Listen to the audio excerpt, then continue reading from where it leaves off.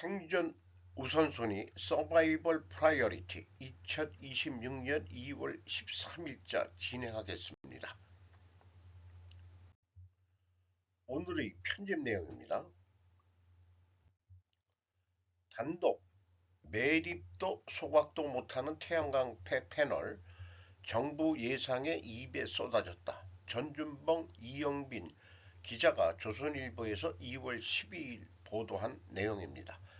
재활용 업체는 전국 8곳 불과.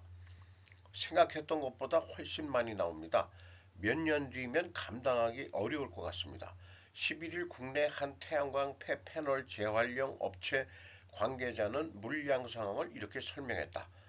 정부의 태양광 폐패널 발생량 예측과 실제 차이, 2025년도에 1223톤이 나올 거라고 했는데 두 배가 넘는 2547톤이 발생이 됐다고 하네요. 기후에너지환경부는 작년 9월 박상훈 국민의힘 의원실에 제출한 자료에서 배출 속도 정부 예상치 2배 넘어 2010년 중반 이후 급증한 태양광 보급 속도와 기술 발전에 따른 조기 교체 수요를 과소평가한 결과다. 국환경연구원은 2035년 폐패널 개당 면적 약 2.5 평방메타 발생량이 약 14만 7천 톤에 달할 것으로 내다봤다. 여의도 면적의 5배를 넘고 서울 중구 전체를 뒤엎고도 남는 거대한 규모가 된다. 태양광 패널은 강화율이 70에서 75%, 알루미늄 프레임 25에서 25%, 실리콘 셀 3, 4%로 구성된다. 정상 가동 시에는 밀봉 구조 덕분에 안전하지만 폐기 후 방치돼 밀봉 상태가 훼손되면 납 안티몬 등 중금속이 빗물에 씻겨 나와 토양과 지하수를 오염시킬 수 있다. 소각하면 불소, 가스 등 2차 오염물질이 나오기 때문에 반드시 고도의 재활용 공정을 거쳐야만 한다. 방치 훼손되면 중금속 유출 위험. 기술력만 뒷받침 된다면 패널 1통당 약 1, 2kg의 은과 고순도 실리콘을 추출할 수 있다. 원자재의 95% 이상을 회수해 반도체나 배터리 소재로 재활용할 수 있다. 하지만 현재 국내 기술은 유리와 알루미늄을 떼어내는 저부가가치 분리 단계에 머물러 있다. 한 재활용 업계 관계자는 폐패널 해체부터 운송 처리까지 모든 비용을 발전 사업자가 떠안아야 한다며 비용 부담 때문에 일부 업체들은 폐패널을 발전소 한쪽에 쌓아두고 있다고 말했다. 정부는 2023년 태양광 기자재 생산 기업에 재활용 의무를 부과하는 생산자 책임 재활용 제도를 도입했다. 하지만 기업들은 재활용 기술 투자보다 분담금 납부라는 손쉬운 길을 택하고 있다. 이덕환 서강대 명예교수는 정부는 정확한 실태 조사와 중장기 관리 전략부터 다시 세워야 한다고 말했다. 민주당 의원들은 태양광 발전량 증가만을 외치고 있다. 태양광은 환경 친화적이 결코 아니다. 폐패널이 환경오염을 시킬 것이기 때문이다. 추출할 수 있는 기술이 있는 처리 업체가 있다면 폐전자 제품까지 그것이 바로 고려 아연으로 저는 알고 있습니다. 건식로의 폐패널을 파쇄하여 재련으로 은과 실리콘을 추출이 가능할 것이다. 파쇄 설비 투자는 필요하다. 소각 시 불속가스 등은 이미 환경오염 방지 시설을 확보해 있으니까 충분히 파쇄 설비라든가 또 실리콘 등을 또 별도로 추출해내는 그런 설계를 해가지고 하면은 또 나름대로 별도 공장을 져야 될지는 모르겠습니다만 소각로는 기존 소각로 방식으로도 충분할 것 같습니다. 견학을 가봐서 얘기를 많이 들었거든요. 조선 칼럼 한국 원자력 추진 잠수함 미 안보 전략에 왜 중요한가? 오미연 미 랜드연구소 한국석자경 국방안보 선임연구원이 기고한 글입니다. 첫째, 한국은 미국의 해상력 재건에 기여할 수 있는 핵심 동맹국으로 원잠 프로젝트를 성공적으로 수행할 충분한 역량을 갖추고 있다. 둘째, 원잠 설계 및 운영은 핵 확산 금지 조약 NPT를 준수하면서도 가능하다. 프랑스 사례처럼 저농축 우라늄 LEU를 사용한 해군 원자로가 현실적 대안. 현재 고순도 저농축 우라늄 할레우라고 발음해야 되겠네요. 제조 공급망을 독점한 중국과 러시아에 대한 의존도를 줄이는 일은 동맹과 미국의 국가 안보에 필수적이다. 소형 모듈 원자로 SMR 및 마이크로 원자로에 대한 수요가 민간과 군사 영역으로 확산되고 있다. 셋째, 치열해지는 해상 패권 경쟁 속에서 한국의 원잠 보유는 지정학적 군사적 명분을 제공한다. 국내적으로는 특화된 전담 핵규제 체제 구축이 필요하다. 오커스 체제 아래에서 핵추진 잠수함 도입을 앞두고 군사 핵규제 체제를 정비 중인 호주의 사례는 한국이 참고할 만한 사례이다. 이 사진은 미국 버지니아급 원자력 추진 잠수함 일리노이 함이 2015년 미국 코네티컷주 그로틴 조선소에서 건조 중인 모습이고, 트럼프 대통령은 한국 원자력 추진 잠수함은 미국 필라델피아 필리 조선소에서 건조할 것이라며 미국 조선업은 대대적인 보화를 맞을 것이라고 또 소개한 것도 인용을 하고 있네요. 다음으로 한미 양국은 오커스와 같은 조약 차원이나 정부 부처 간 협력 체제를 마련해 기술 공유 및 협력을 제도화해야 한다. 잠수함 원자로 설계 관련 추진 체계 등 후방 영역에서의 협력 범위는 제한적일 수 있으나 전투 체제와 음량 장비, 정보 체계가 집중된 전방 영역에서는 충분히 협력 확대가 가능하다.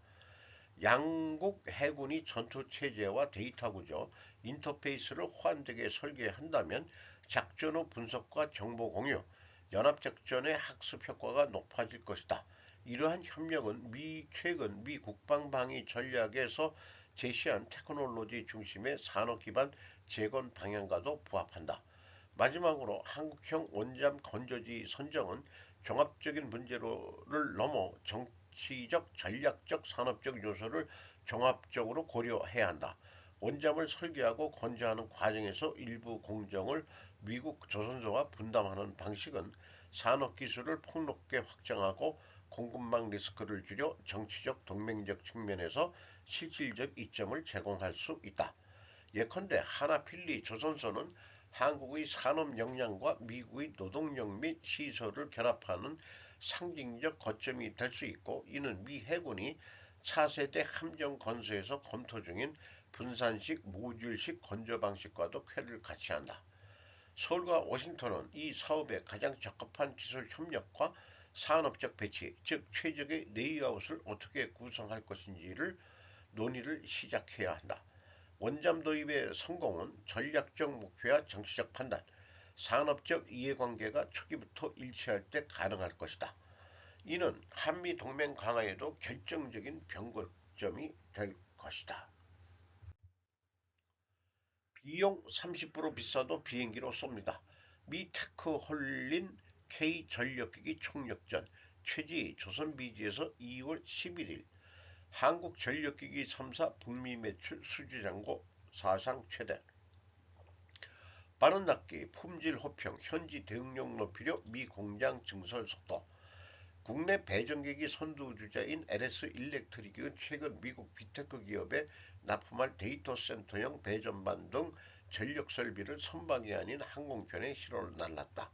무게가 수백 킬로그램에서 수톤에 달하는 전력기기는 통상 해상으로 운송하는데 항공을 이용할 경우 비용이 30% 이상 늘어난다. 수익성 측면에서는 손해지만 납기를 맞추기 위해 결단을 내린 것이다. LS 일렉트릭 예정에 없던 자비를 들여 공수에 나서자 미국 고객사는 깜짝 놀라며 한국 기업의 진정성에 높은 점수를 줬다고 한다. 한국전력기기 3사 북미 사업이 역대 최대 실적 견인.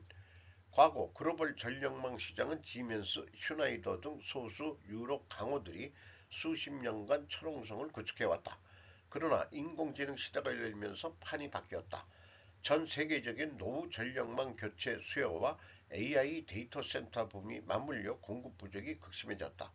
이 틈을 타 급변하는 빅테크의 까다로운 데이터 센터 사양에 맞춰 맞춤 제작이 가능하고 납기를 준수하는 한국 기업들이 최적의 파트너로 낙점됐다. 4시간 내 못 거치면 배상하겠다. 현지 대응력 키우는 전력 회사. LX 일렉트릭은 데이터 센터 내부로 들어가는 배전기기 수요에 대응하기 위해 미국 텍사주주 베스트립의 트럭에 4만 6천 평방미터 규모의 대규모 생산 거점을 짓고 있다.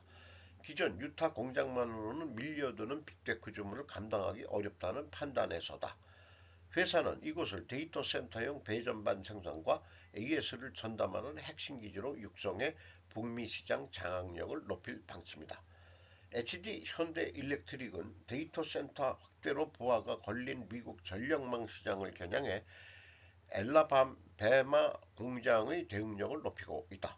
옥상문은 미국 시장에서 지난 30년간 없었던 760kV급 초고압 송정망 신규 건설 수요가 작년부터 급증하고 있다며 늘어나는 고객 요청에 대응하기 위해 울산과 엘리베마 공장 모두에서 생산이 가능하도록 설비를 구축 중이라고 밝혔다.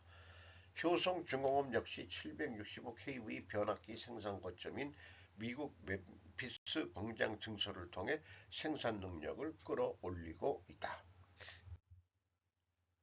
미 재정적자 10년 새 210조 엔, 관세 증수도 대형 감세 울린다. 의회 예상국, 지지통신외경부 2월 12일입니다. 미 의회의 초당파 기관 의회 예상국 CBO가 11일 공표한 재정 전망에 의하면 미국의 재정 적자는 향후 10년간의 종래 예상보다 합계 1조 4천억 달러, 약 210조엔 증가한다. 트럼프 대통령이 줄기찬 대형 감세 관련법에 따른 적자 확대가 트럼프 관세로 인한 적자 감축 효과를 넘어설 것으로 전망됐다.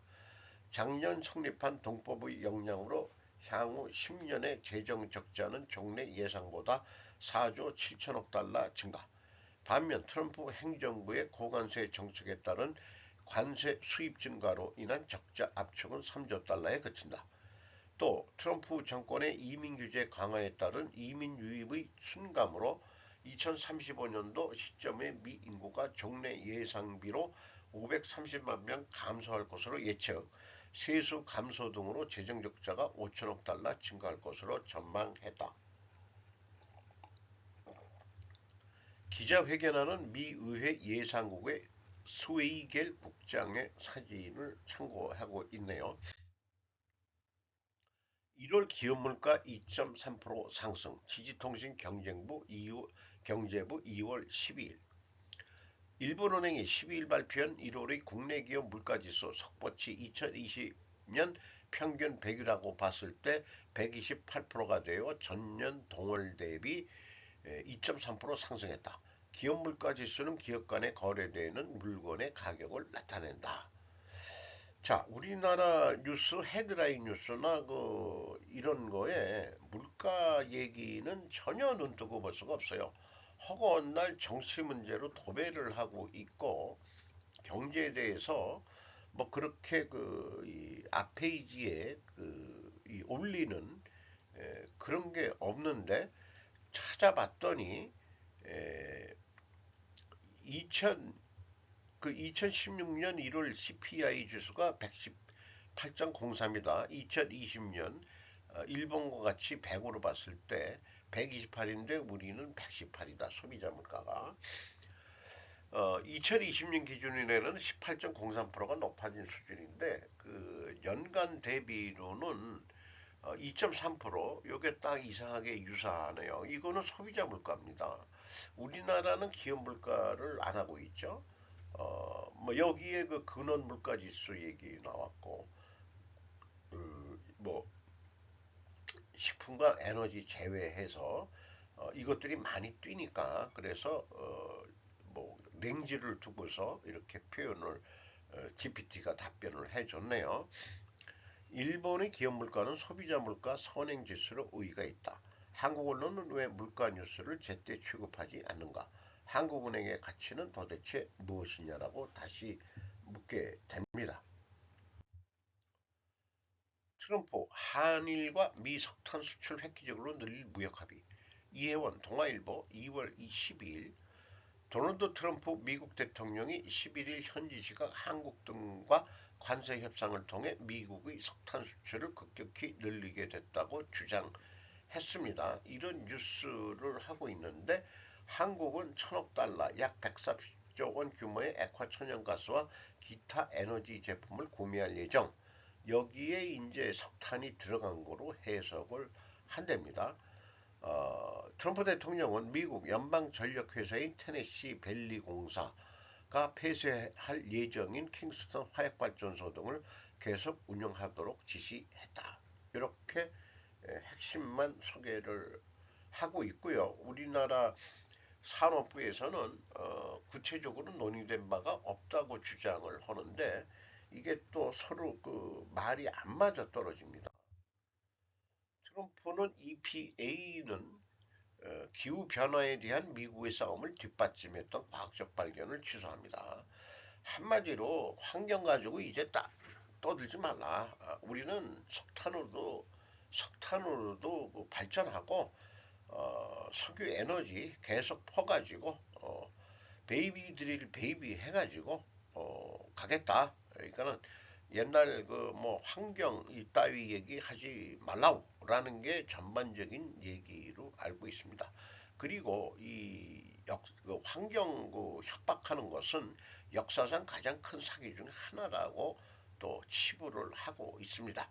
사실이나 범의 근거가 없다고 주장하고 있습니다. 반도체 관세, 거대 IT 대상 제외 미 행정부 TSMC 소수입, 지지통신 외교홍보 2월 10일, 파이낸셜 타임즈는 9일 트럼프 미국 행정부가 검토 중인 반도체 관세 대상에서 미국의 거대 IT 기업을 면제할 방침이라고 보도했다. 이런 얘기고, 대만 TSMC로부터 수입하는 반도체를 무관세로 하는 방향으로 지금 검토를 하고 있다. 인공지능 전용의 데이터 센터 건설 등을 진행시키는 미 기업을 지원하는 목적이라고 되어 있습니다. 그런데 삼성전자와 SK 하이닉스도 미국 공장 투자에 대해서는 아직 면, 관세를 안 매긴다. 뭐 이런 조치는 아직 없는 거로 되어 있습니다. 이제는 충격, 매일까지 극단 내몰리는 중국 중산층. 홍승도 베이징 특파원 아시아투데이. 중국의 중산층이 내부 부진에 따른 경기 침체로 극단적 상황에 내몰리다 못해 매열에까지 나서는 것으로 알려져 큰 충격을 주고 있다. 현재의 경기 상태가 당장 좋아지기 힘든 만큼 이런 처참한 상황은 상당 기간 이어질 것으로 전망되고 또 있다. 신징바오를 비롯한 매체들이 최근 보도를 종합하면 현재 중국 경제는 최악 상태는 아닌 것으로 보인다. 하지만 현장의 실물 경제는 다르다고 해야 한다. 디프레이션이 장기화 조짐을 보이는 등 상당히 심각하다. 자연스럽게 전체 경제를 이끌어가야 할 중산층이 고전하고 있다. 조금 심하게 말하면 몰락 상태라고 해도 과언이 아니다. 베이징의 경제평론가 취 위안동 씨는 현재 AI 경제는 폭발적으로 확산되고 있다. 이제 일반인들의 일자리를 대거 위태롭게 만들 지경에까지 이르게 됐다면서 진짜 상황이 예사롭지 않다고 우려했다. 결국 각자 도생이 해답이 될 수밖에 없다. 안타깝게도 극단적인 방법인 매열이 가장 손쉬운 수단이 되고 있는 것으로 보인다. 중산층들이 찾는 성지들도 암암리에 널리 알려져 있다고 한다. 바로 당종 고위급들이 즐겨 이용하는 301 병원이 대표적인 현장이다. 중국이 망해간다. 어저께도 그거를 또 소개를 했죠. 어, 아예 어, 중국이 이참에 빨리 해체되기를 바람하지 않습니다. 유노멀 대통령의 성공조건 최승옥 정치부 부장 국민일보 2월 14일 0시 34분에 보도를 했습니다. 대통령의 워딩이 하루 넘는다고 쏟아진다. 매주 화요일 열리는 국무회의는 지난해 7월 말부터 이재명 대통령 지시로 매주 2시간 가까이 생중계된다. 목요일에는 대통령이 주재하는 수석보좌관 회의가 열린다. 대수보라고 불리는 이 회의는 이재명 정부 출범 전 생중계를 한 기억이 없다. 요일에는 벌써 9번이나 진행한 타운홀 미팅이 열린다. 이때도 최소 2시간 이상 대통령의 말이 생중계된다. 그뿐만 아니라 올해 들어서는 SNS를 통한 소통도 더욱 늘어났다. 이 대통령은 지난달 25일 다주택 양도소득세 중과 유예 중단을 선언한 후 수시로 X에 자신의 생각을 가감없이 올리며 이슈를 주도하고 있다. 주제도 등록 임대차 세제 혜택 중단, 대한상공회의소 가짜뉴스 보도자료 논란, 설탕 부담금 등 정책 이슈에서부터 한국인 건들면 패가망신, 주가 조작 패가망신 등 패가망신 시리즈와 미래 신도시 개발 비리 의혹 항소 포기 등 다소 개인적인 이슈에 이르기까지 무궁무진하다. 그러나 이런 국정선거가 이어지지 않는다면 공허한 말의 성찬이라는 비판을 피할 수 없게 될 것이다. 이 대통령이 국민과 직접 소통하려 부단히 노력하는 것은 바람직한 뉴노멀이라고 생각한다. 다만 막강한 권력을 가진 대한민국 대통령이라는 자리는 주의 말을 경청하지 못하게 하는 요망한 힘을 지닌 자리라는 사실을 잊지 않기를 바란다.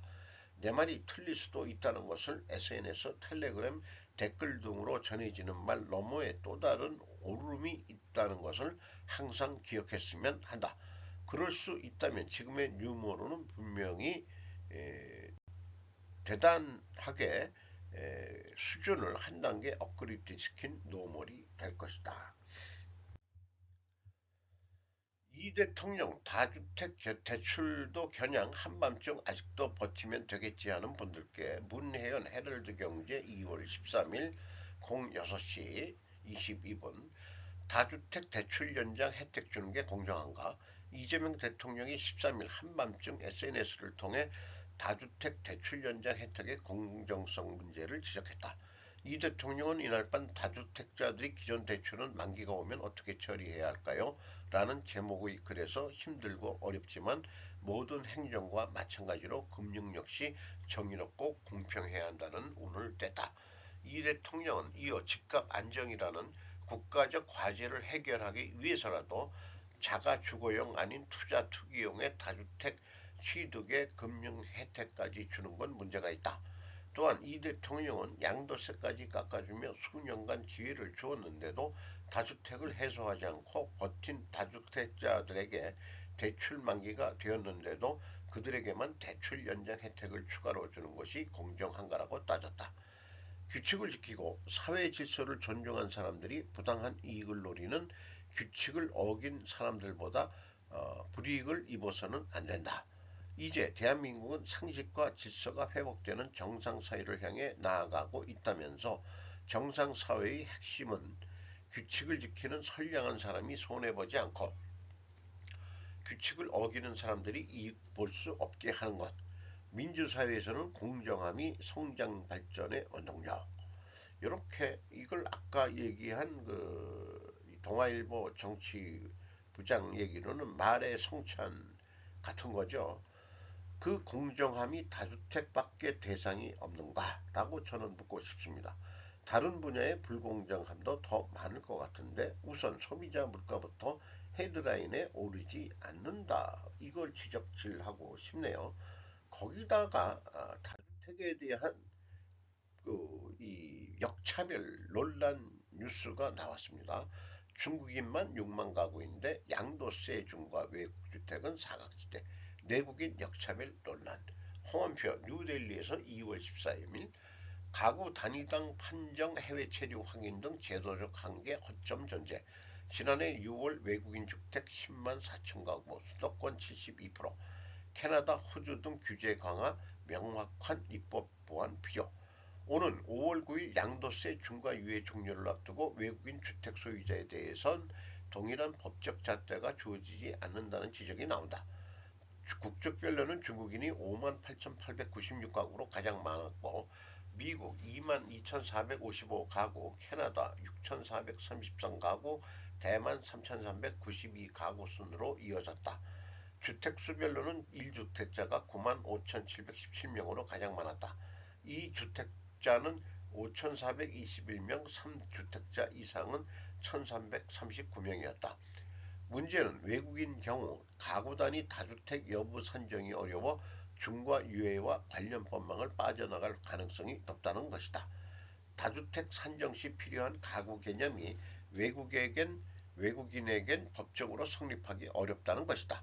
외국인 가족은 해외 체류가 일반적이며 혼인 자녀 관계를 국내 행정방을 이용해 자동 확인할 수도 없다. 국세청 역시 자발적 신고에 의존할 수밖에 없는 구조다. 외국인 주택 구매와 관련된 법리 문제는 비단 한국만의 문제는 아니다. 주요 선진국들은 일찍이 외국인 대상 부동산 매입을 엄정히 규제해 왔다. 유호린 강남대 세무학과 교수는 양도세 관련 규정 중 외국인 국내 유입 목적 등 주거 형태에 관한 상세한 규정을 보완할 필요가 있다며 규제 연속이 아닌 세부적인 입법 보완이 이 선례를 만들어야 되는 상황이라고 강조했다. 요즘에 그 코스피가 그 오르고 더 오른다고 그러는데 그러면 돈의 가치는 떨어질 거라고 저는 생각하고요. 환율은 더 내려갈 것이라고 아니 올라갈 거라고 생각하고요. 그러면은 이런 돈들이 부동산을 규제를 하니까 매물로 남아가지고 싸게 팔아가지고 부동산 가격도 내려가면서 뭐 그 돈이 근데 어디로 가겠냐? 그러면은 주식으로 가겠죠. 제 생각에 이거 잘못하면은 우리나라 부동산을 예를 들어서 중국인이 가장 많은데 중국인들한테 그 임대 사업자 이 분야를 아예 그냥 보따리 싸서 내주려고 하느냐 이 사람이 이런 생각까지 하게 만드네요. 그리고 외국에서도 이 부동산 임대업은 해먹을 수 있는 거 아닙니까? 어, 뭐 사업 등록하고 세금 내겠다는데 이 자유자본주의 국가에서 근데 특별히 이제 주택만큼은 안 된다. 뭐 이런 주장을 하고 있는 건데요. 아까 민주주의는 공정함이 생명이라며 뭐가 공정한 거야 도대체? 미 무인기 공직급유기 지상주행 성공 공중전 판도받기나 이현호 서울경제 2월 14일 06시 세계 최초 공군급유 전용 무인기 탄생 MQ-25A 급유 탱커의 연료 약 7톤 실력 항공모함 적재 함재기 직전 방정 확대 미 해군 2027년쯤 MQ-25A 실전 배치 지난 21일 6월 미 해군 소속 무인 공중급유기에서 유인 전투기에 연료를 공급하는 시험 비행이 사상 처음으로 성공했다는 소식이 전해졌다. 미국 CNN 등 현지 언론은 무인 드론 MQ-25A 스팅레이가 미국 해군의 FA-18 슈퍼 호넷의 공급 급유를 하는 임무를 성공했다고 보도했다. 5년이 흘러 지난 1월 29일 미 군사 전문 매체 더 워저는 미 해군 항공 시스템 사령부와 보잉이 MQ-25A 초도기의 첫 저속 택시 시험을 완료했다고 보도했다. 택시 시험은 항공기가 자체 동력으로 지상을 이동하며 조종 제동 장치와 각종 시스템 반응을 점검하는 과정으로 첫 비행 전 필수 단계다. 미 해군은 저속 주행 시험에 이어 시속 수백 킬로미터로 지상을 달리게 하는 고속 주행 시험도 곧 실시할 계획이다. 실전 배치를 서두르기 위한 목적이다. 이란을 때리려고 하는 것 같기도 하고요. 도널드 트럼프 한 달 내 합의 없으면 중대 트라우매틱 결과 이란의 경고 유진 위스크리스키 2월 13일 도널드 트럼프 미국 대통령은 12일 미국과 핵 협상을 진행 중인 이란에 대해 그들은 매우 신속하게 합의한다며 압박 강도를 높였다. 이것도 요 정도 제목으로 그냥 넘어가도 충분할 것 같습니다. 참고적으로 이 이스라엘 네타냐후에 대해서는 개인 비리 혐의에 대한 이스라엘 내 재판과 관련 그를 사면해야 한다는 입장을 거듭 밝혔다고 추가 소개를 하고 있습니다. 가자봉으로 기금 창설 워싱턴서 19일 첫 만남 평의회 지통신 외신부 로이터 통신은 12일 트럼프 미 대통령이 19일에 팔레스타인 자치구 가자의 잠정 통치를 감독하는 국제기구 평화평의회의 첫 회합을 연다고 보도했다. 수십억 달러, 수천억 엔 규모의 가자 부흥 기금의 창설을 발표할 전망. 로이터에 따르면 워싱턴에서의 회합에는 적어도 20개국의 정상으로 정부 고관이出석한다. 평의회 참가국이 자금을 거출해 가자 부흥의 재원으로 하는 기금을 시작한다. 미 당국자는 기부의 요청은 하지 않고 있어 각국으로부터 제의가 있었다고 말했다. 잠정 통치는 과거 신탁 통치와 유사한 개념일 것 같다. 한마디로 팔레스타인은 없어지는 방향이 되지 않을까. 미국의 속주나 마찬가지 참가국이 스스로 자금을 낸다는 것은 지분 참여를 해서 떡고물도 같이 나눠 먹자 이런 얘기일 것 같습니다. 오늘도 좋은 하루 되시기 바랍니다.